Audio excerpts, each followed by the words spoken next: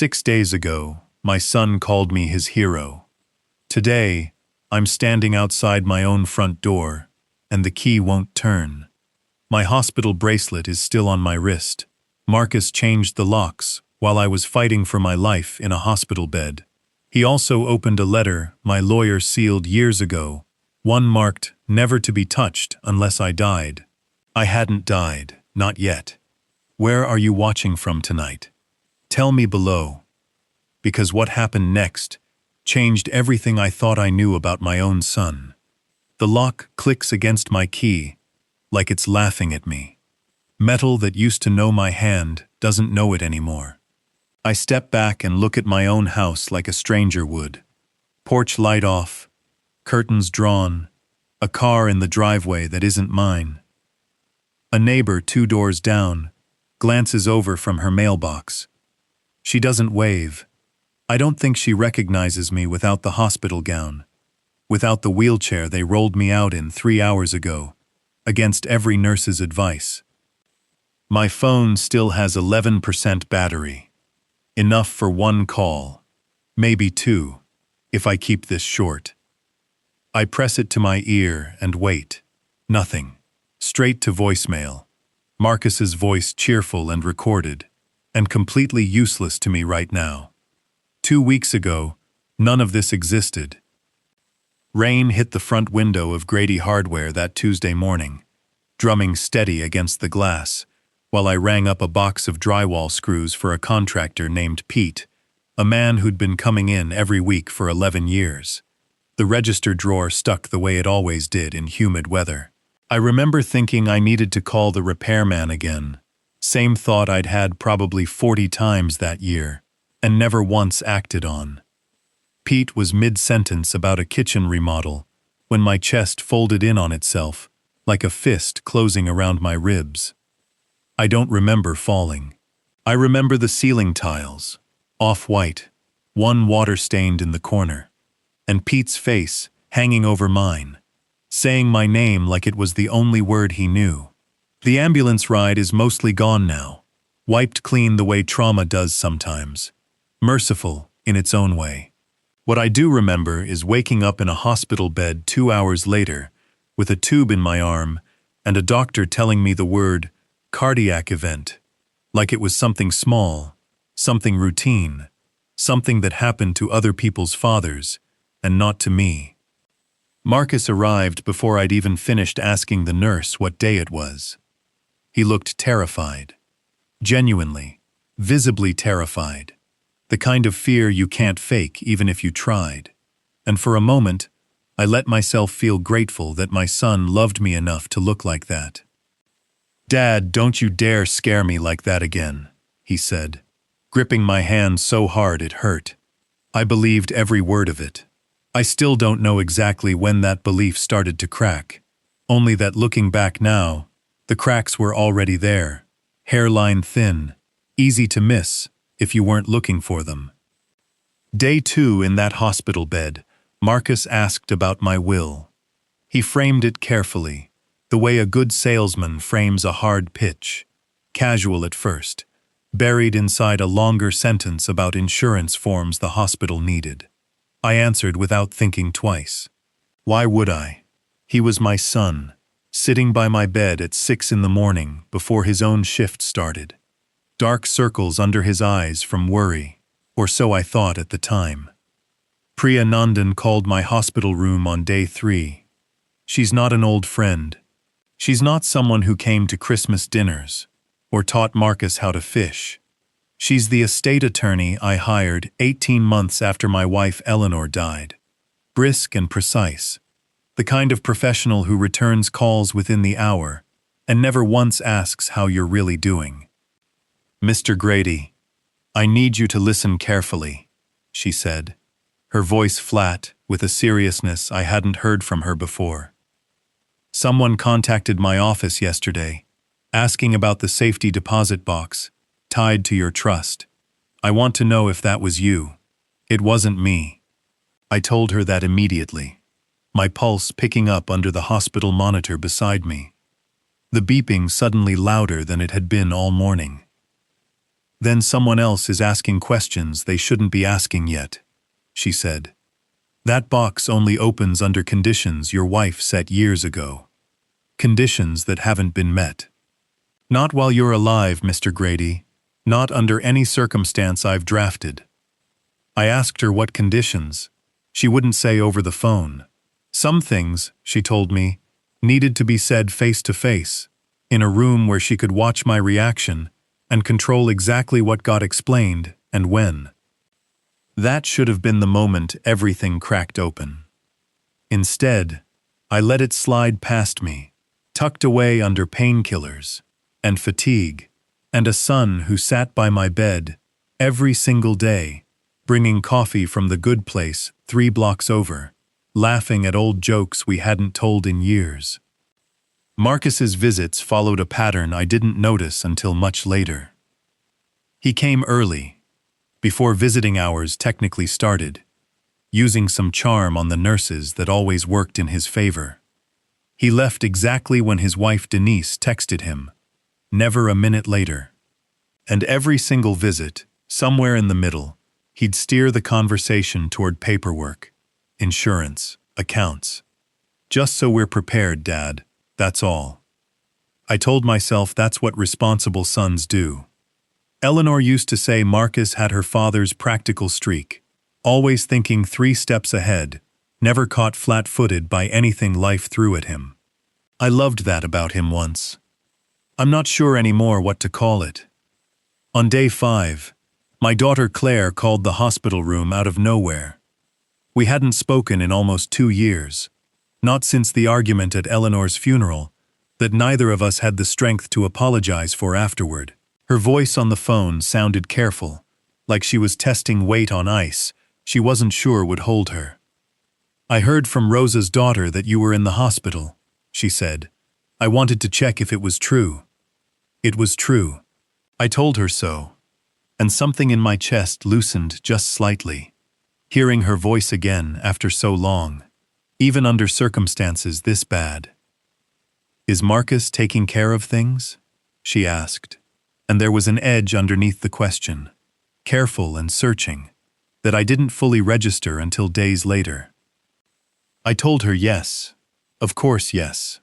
Marcus was there every morning, handling everything, being exactly the son I'd raised him to be. Claire went quiet on the line for a moment too long. Okay, she finally said. Just call me if you need anything, Dad. Anything at all. I didn't think much of that call at the time. I think about it constantly now. Day 6 is when they discharged me, 3 days earlier than the doctor originally wanted, mostly because I pushed hard enough and complained enough about hospital food that everyone agreed I'd heal faster at home anyway.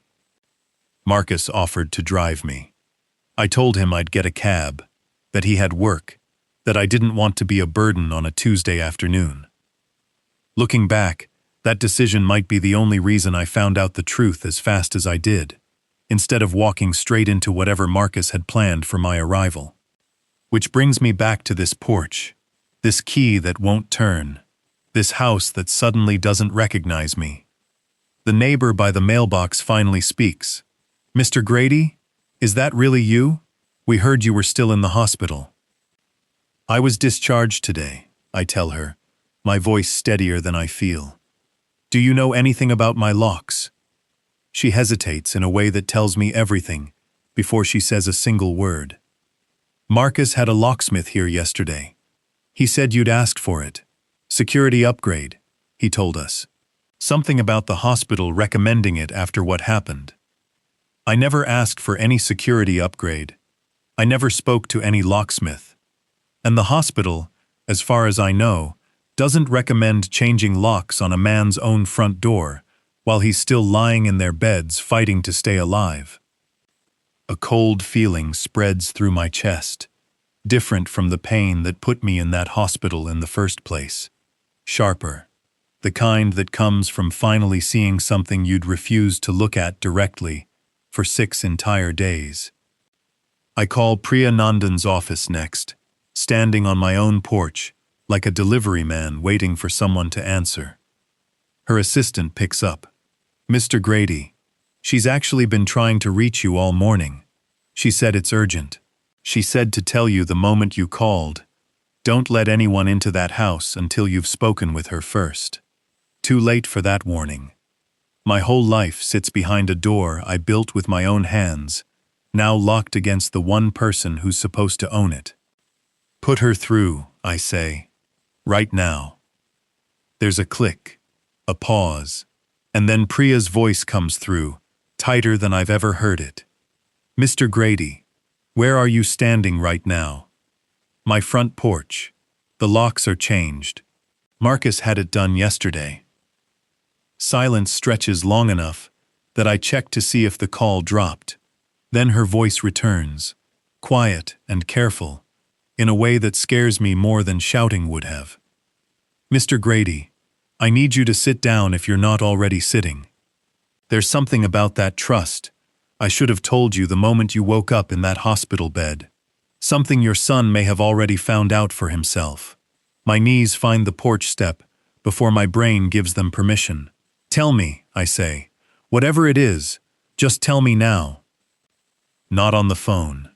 Priya's voice stays level, but I hear the strain underneath it, like a rope pulled tight enough to fray. I'm sending my associate to you within the hour. Don't go inside that house until he arrives. Do you understand me, Mr. Grady? I don't understand anything right now. I tell her I do anyway. Because arguing takes energy I don't have left in me. The line goes dead. I sit there on my own front step, locked out of 30 years of memory, waiting for a stranger to arrive and explain what my own son already seems to know. Before I go further, I need you to understand something about trust. The legal kind, not the emotional kind. Though by the end of this story, you'll see how tangled the two became. If you've ever discovered a document that changed everything you thought you knew about your own family, tell me in the comments. I want to know I'm not the only one who's lived through this. A car pulls into the driveway. That isn't mine anymore. 20 minutes later. A young man steps out, maybe 30, carrying a leather folder against his chest, the way you'd carry something fragile. Mr. Grady? I'm Colin Whitmore, from Miss Nandan's office. You know what's happening, I say. It isn't a question. He glances at the front door, then back at me, choosing his words like a man crossing thin ice. I know part of it. Miss Nandan asked me to walk you through the timeline first, before we go inside. Fair enough. I gesture at the step beside me, and he sits, opening that leather folder, like it holds something he'd rather not be the one explaining. Your wife's trust, he begins, included a clause your attorney drafted 11 years ago, back when Eleanor first learned about her diagnosis. It's called a good faith provision. Have you heard that term before? I hadn't. Eleanor never mentioned any provision, any clause, any hidden architecture built into our lives without my knowledge. I tell him so, and something in his face tightens with what looks almost like sympathy. The provision protects you, he says, specifically you, while you're alive. If any beneficiary takes action against your welfare, medical, financial, residential, during your lifetime, that beneficiary automatically forfeits their position in the trust. No court needed, no lengthy proceeding. The clause is self-executing the moment the action occurs. Meaning what, exactly? My voice comes out rougher than I intend. Meaning, if someone changed your locks while you were hospitalized, without your consent, that alone could qualify as an action against your welfare. He pauses, letting that settle before continuing. But there's more. Someone accessed a sealed letter 3 days ago. A letter your attorney specifically instructed be opened only under one condition. My chest goes tight again, though this time it has nothing to do with my heart. What condition?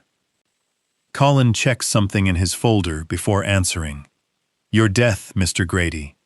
The letter was only meant to be opened if you died. I stare at the driveway, At the car that isn't mine. At the house I built a life inside for over 3 decades. The silence stretches longer than it should. Marcus opened it, I say. Not a question this time either. We believe so.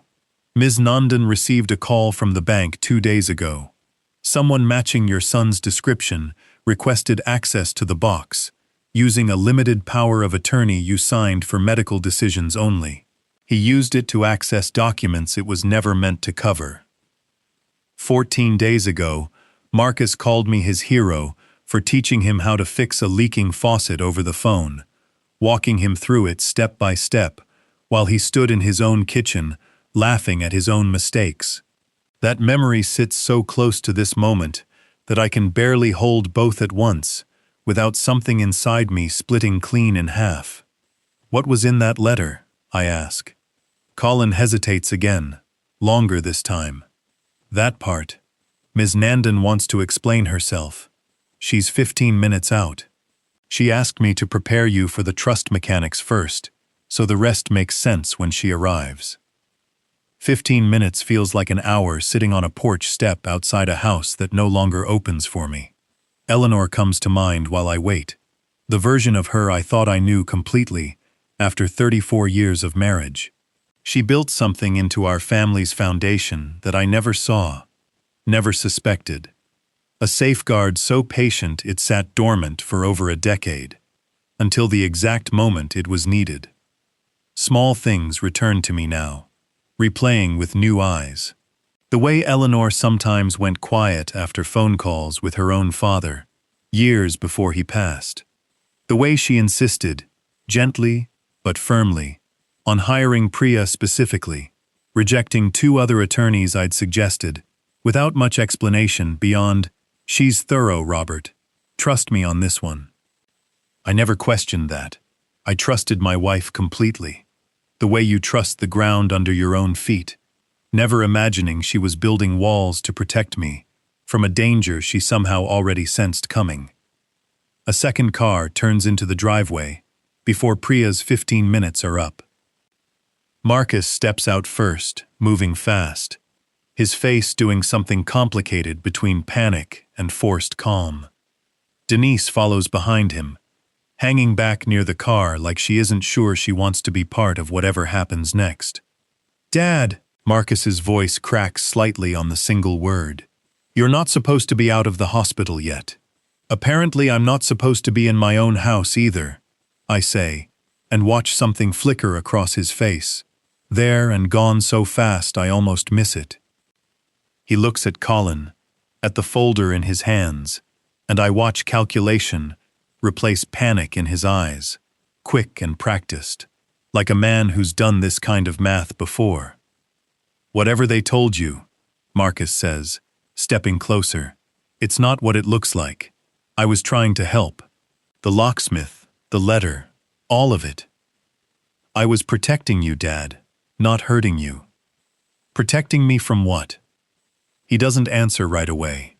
Denise finally moves closer from the car, her arms crossed tight against her chest, watching her husband with an expression I can't fully read from this distance.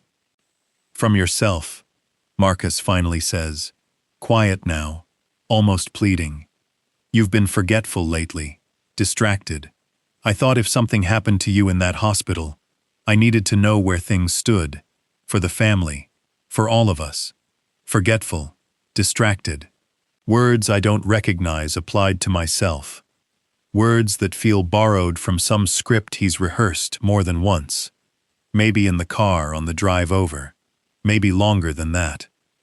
The letter was sealed for a reason, Marcus. A reason that had nothing to do with my memory." His jaw tightens. "I know what it says now, Dad.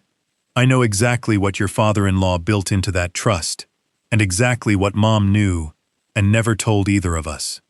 Something in his tone shifts on that last sentence. Bitter, underneath the surface. Less like guilt, more like a man who feels wronged himself. "What did she know, Marcus?" A third car pulls up before he can answer. Sleek and dark. And Priya Nandan steps out with a briefcase in one hand and an expression that tells me this conversation is about to become something far bigger than a locked door and a broken key. "Mr. Grady," she says, walking toward us with the kind of calm that comes from decades of delivering hard news carefully. "I think it's time we all sat down together. There are things in that letter your son read that concern more than just this house." Marcus's face goes pale in a way I've never seen before, not even as a child caught in his worst lies. "What kind of things?" I ask, looking between my son and my attorney, feeling the ground under this entire day shift again, sharper this time, closer to something I'm not sure I'm ready to hear. Priya doesn't answer immediately. She glances at Marcus first, watching him the way you'd watch someone standing too close to a ledge, and then back at me, her voice dropping lower. "Robert, your son has been running a business for the past 3 years that none of us knew about. And 2 days ago, he discovered something in that letter that made him desperate enough to do exactly what he did to this house." The porch has gone completely silent. Somewhere down the street, a dog barks twice and stops. I look at my son standing in the driveway of the house he tried to lock me out of, and for the first time since I woke up in that hospital bed, I understand that the locks were never really the beginning of this story at all. Priya's words hang in the driveway like smoke that won't clear. A business, a debt, a decision Eleanor made 11 years ago. "Sit down with me," she says again, nodding toward the porch step like it's suddenly become a conference table. "All of you, this needs to happen once, together, so nothing gets twisted in the retelling." Denise moves first, crossing from the car to stand beside her husband, though the distance between them still feels wider than the few feet separating their bodies. Marcus stares at the ground like a man waiting for sentencing. I lower myself back onto the step, my legs still unsteady from 6 days in a hospital bed and 1 hour of standing in my own driveway like a stranger. 11 years ago, Priya begins, your father-in-law amended the trust after a conversation with Eleanor that I was present for. She'd just learned about her diagnosis. She was frightened, not of dying, of what might happen to you afterward, if the wrong person controlled the family's assets. Wrong person. The phrase lands heavier than I expect, settling somewhere behind my ribs. She specifically named a concern, Priya continues.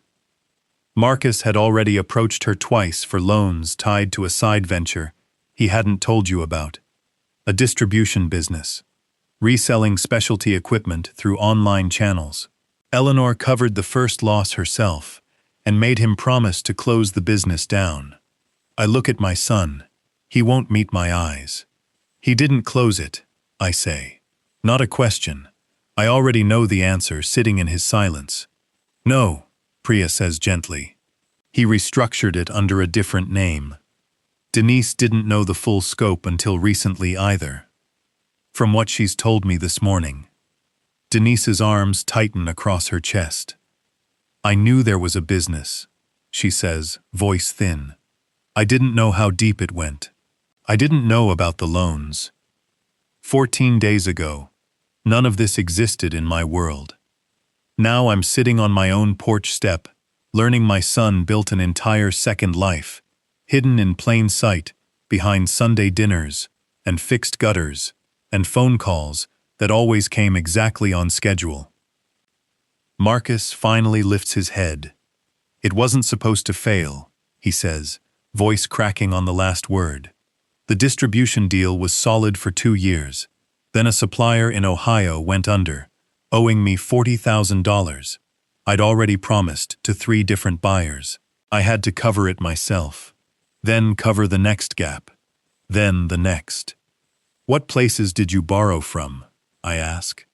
He doesn't answer directly. Priya answers for him instead. Private lenders, she says carefully. The kind who don't file paperwork with any bank.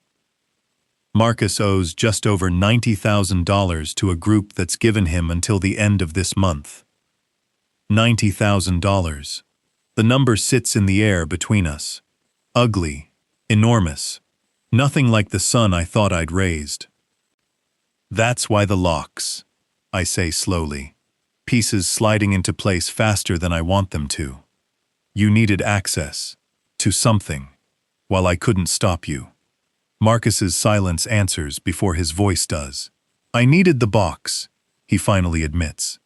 I remembered Mom mentioning something about a safety deposit box years ago. Something tied to the trust. I thought maybe there was cash inside, or something I could liquidate fast enough to buy time. And the letter? His jaw works for a moment, before words come out. It was sitting right on top. Sealed, your name on it, marked not to open unless you died. I told myself I'd just glance at it, see if it mentioned anything about assets. That lasted about 10 seconds before I actually opened it. 10 seconds. That's all it took to break something 11 years in the making. What did it say, Marcus? He looks at Priya instead of me, like he needs permission to say the next part out loud. She nods once, giving it to him. Mom's letter wasn't really about the money at all, he says. It was about a conversation she had with you before she got sick. One you don't remember, because you told her yourself you'd had too much wine that night, and probably wouldn't remember it clearly the next morning. A cold feeling moves through me, unrelated to the chest pain from 6 days ago. What conversation? Marcus's voice drops lower. You told her, half joking, half serious, that if anything ever happened to her first, you worried you might just let me handle everything, without asking questions. That you trusted me completely, maybe too completely, and you knew it. She wrote that she was scared, you meant it literally.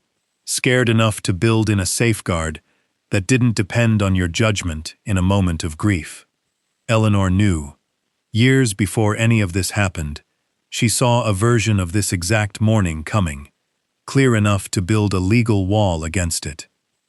She loved you, Priya says quietly, watching my face. The letter makes that very clear. But she loved your father in a different way. She wanted him protected, even from his own good nature, even from a son whose intentions might start out decent and drift somewhere else entirely, under enough pressure. I think of every Sunday call, every fixed gutter, every easy laugh across 14 years since Eleanor first grew sick. All of it real, probably. Underneath all of it, this. A hidden business, a hidden debt, a hidden decision my wife made to protect me from exactly this moment. The trust clause triggers automatically, Priya continues, turning slightly to include Marcus in this part. Changing the locks while your father was hospitalized qualifies as an action against his welfare. Opening a letter, sealed against a condition that hadn't occurred, qualifies as a second, separate violation. Under the terms your father-in-law and Eleanor both signed, Marcus forfeits his position as primary beneficiary the moment either violation is confirmed in writing. Denise makes a small sound, not quite a sob, more like air leaving a room too fast. There has to be some flexibility, Marcus says, panic breaking through now, raw and unguarded. Some appeal process. Dad, please. I know what I did was wrong, but this is my family's future too. Denise needs stability. You should have thought about that before you touched a letter marked with conditions you didn't meet, I say quietly. Marcus's face crumples in a way I haven't seen since he was 9 years old, the year his dog died, and I found him crying alone in the garage, too proud to let me see it directly. I panicked, he says. I know that's not an excuse. I've spent 3 years panicking without telling anyone, and the panic just got louder every month, until I couldn't hear anything else over it. Something in me softens slightly, even now, even sitting on this porch, with everything laid bare between us. He's still my son. The debt, the lies, the locked door. None of that erases 14 years of Sunday phone calls that felt, at the time, entirely real. Is there an appeal process? I ask Priya, my voice steadier than I feel. There's a review period, she says carefully. 90 days, during which the forfeiting party can petition for partial reinstatement if they demonstrate genuine remediation. It's not automatic, it's not guaranteed, but it exists. If Marcus is willing to do the work, Eleanor's letter actually asks for. What does it ask for? Marcus's voice is barely above a whisper now. Priya opens her folder one final time, pulling out a single page I haven't seen yet. The last paragraph, she says. Eleanor wrote it directly to you, Marcus, not to Robert. Would you like me to read it, or would you rather read it yourself? Marcus reaches for the page with hands that visibly shake. He reads in silence for a long moment, his eyes moving slowly, and when he finally looks up, something in his expression has shifted, cracked open, in a way I haven't seen from him in years. She knew, he says softly. She knew I'd do something like this eventually. She wrote that she forgave me in advance, whatever it turned out to be, as long as I was willing to actually face it instead of running further. I sit there on my own porch step, locked out of my own house, staring at my son, holding a letter his dead mother wrote, specifically anticipating this exact wreckage. 90 days, I say slowly, to prove you're willing to face it instead of running. Marcus nods, tears finally breaking loose down his face. 90 days, he repeats.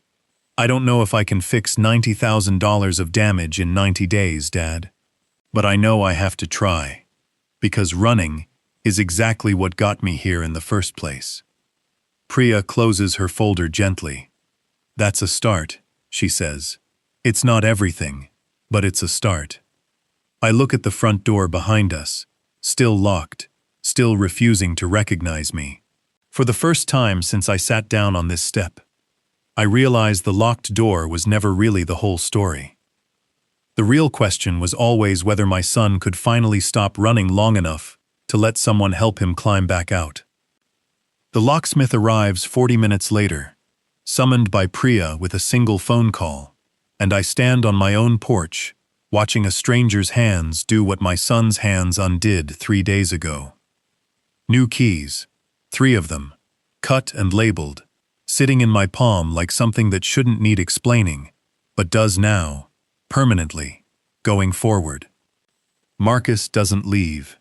He sits on the porch step, long after Priya's car pulls away, long after Denise walks to her own car and sits inside it alone, giving her husband space to finish whatever this conversation still needs to become. I called Priya's office myself, he says eventually, staring at his hands instead of at me. 2 days ago, before any of this came apart on its own, I wanted to ask if there was a way to fix it before you ever found out. What did she tell you? That fixes don't exist for something already broken this badly. That I needed to tell you myself, face to face, before the trust's own mechanics told you first. He laughs once, hollow and short. I didn't listen. I thought I had more time. $90,000 doesn't disappear because a man finally decides to be honest about it. I understand that much, sitting here, keys warm in my palm, my son's shoulders curved forward, like something heavy sits across them permanently now. What happens to the business? I ask. I'm shutting it down for good this time. Actually shutting it down. Not just changing the name and hoping nobody notices the pattern repeating. He looks up at me, eyes red-rimmed but steady. Priya's helping me find a bankruptcy attorney. Personal, not business, since I never incorporated it properly to begin with. That's its own kind of foolish, apparently. I don't have anything comforting to offer him.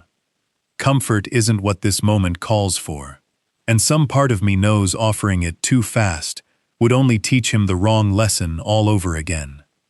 Your mother forgave you in advance, I say instead. That doesn't mean I have to catch up to her forgiveness on the same schedule. He nods slowly, absorbing that without argument. I know. I'm not asking you to. I'm asking for 90 days to show you I'm not the same man who changed those locks. My phone buzzes in my pocket before I can answer him. Claire's name lights up the screen, and for a moment I just stare at it, surprised my daughter would call twice in 1 week after 2 years of near silence between us. I answer, stepping a few feet away from Marcus, for reasons I don't fully examine yet. Dad, I heard you got discharged. Rosa's daughter mentioned something about the locks being changed, and I wanted to check if that part was actually true or just a rumor getting twisted around the neighborhood. Small towns move information faster than any of us expect, apparently, even information this private. It's true, I tell her. All of it, actually. Though the full version is longer than anyone's rumor probably captured. Claire goes quiet for a second. Can I come by? Not for the drama, just to see you. It's been too long, Dad, and I don't want one more emergency to be the only reason we finally talk again. Warmth spreads through my chest, where everything today has felt cold and locked and unfamiliar. Come by tomorrow, I say. I'll actually be able to let you in the front door by then. She laughs, small and surprised, like she wasn't expecting me to make a joke this soon after everything. I'd like that, I really would. We hang up, and I turn back toward the porch, where Marcus is watching me, with an expression I can't fully read. Claire, he says, not a question. She's coming by tomorrow. Something crosses his face, complicated, part relief and part something closer to shame. Good, he says finally. She should. You two have gone too long without fixing whatever broke between you at Mom's funeral. You knew about that? I knew you two argued. I never knew about what, exactly. Neither of you ever told me the details. He pauses. Maybe that's another thing this family's been avoiding for too long. Not just my mess. All of it. He's not wrong, though hearing him say it stings in a way I don't expect. Claire arrives the next morning at 9, standing on my porch the way I stood locked out of it 2 days earlier, except the door opens easily now, my new key turning smooth and certain in the lock. She looks older than 2 years should account for, tired around the eyes, in a way that tells me her own life hasn't been simple lately either. We stand in the doorway for a moment, neither of us quite sure how to start. I'm sorry, she says first, before I can say anything at all. For the funeral. For staying away this long afterward. I told myself I was protecting my own peace, and maybe some of that was true. But mostly, I think I was just scared of how angry I still was. Angry about what, exactly? I ask, genuinely uncertain, since the argument itself has blurred with time in ways I'm not proud of. About feeling like the family always orbited around Marcus, she says quietly. Like his needs came first, automatically, without anyone questioning it. I said some things at the funeral I shouldn't have said in front of everyone. About favoritism, about feeling invisible, next to him my whole life. I regret how I said it. I don't regret that I felt it. Hearing that lands harder than I expect. Mostly because some small, honest part of me recognizes the truth buried inside her anger. Marcus was easier. Marcus called more often, visited more often, needed less explaining to extended family, who always asked why Claire moved so far away. I think you might have been right, I tell her, the words surprising me even as I say them. Not about everything, but about some of it. I think I made it easy for your brother to take up more space in this family than he probably should have, and I never once stopped to notice you standing quietly at the edges of it. Claire's eyes fill, though she blinks it back fast. the way she's probably taught herself to do over many years of feeling unseen. I didn't come here for an apology, Dad. Maybe you should have gotten one a long time ago anyway. We sit at my kitchen table for almost 2 hours that morning, the same table where Eleanor used to grade the church bulletin before Sunday services, where Marcus once spilled grape juice so badly we replaced the tablecloth entirely. Claire tells me about her job, her apartment 2 states over, a relationship she's cautiously optimistic about for the first time in years. I tell her everything about the hospital, the locks, the letter, watching her expression shift from shock to something quieter as the full shape of it settles into place. 90 days, she repeats, once I finish explaining the trust's review period. That's actually generous, given what he did. Your mother built in generosity on purpose, I say. She knew exactly what kind of man Marcus could become under enough pressure, and she built a door back in anyway, instead of locking him out permanently. Claire turns her coffee cup slowly on the table, quiet for a moment. Do you think he'll actually use it? The 90 days, I mean. Actually change, not just perform changing, until the review period ends. I don't have a certain answer for that. Nobody does yet. Not even Marcus himself, probably. I think he wants to, I say honestly. Wanting to, and actually doing it, are 2 very different muscles, and his hasn't been exercised in years. Priya calls that afternoon with an update, her voice steadier now than it was on my porch 2 days earlier. The trust's been formally restructured, she says. New safeguards, a secondary trustee, independent from either sibling, multiple signatures required for anything involving the house or major assets going forward. And Marcus? Officially in review status. If he completes the requirements, full debt disclosure, the bankruptcy filing, quarterly check-ins with my office, he can petition for partial reinstatement at the 90-day mark, not full restoration. Partial, initially, with further review after that. It's not forgiveness exactly. It's something more careful than forgiveness. Something closer to a door left open, just wide enough to let someone walk back through it slowly, one honest step at a time, instead of all at once. That evening, Marcus calls, his voice quieter than I've heard it in years. I filed the paperwork today. The bankruptcy attorney Priya recommended. It's official now. I can't take it back. How do you feel? Terrified, he admits. And something else underneath that I didn't expect. Relieved, maybe. Like I finally put down something I've been carrying alone for 3 years, without ever admitting how heavy it actually was. Eleanor's letter comes to mind.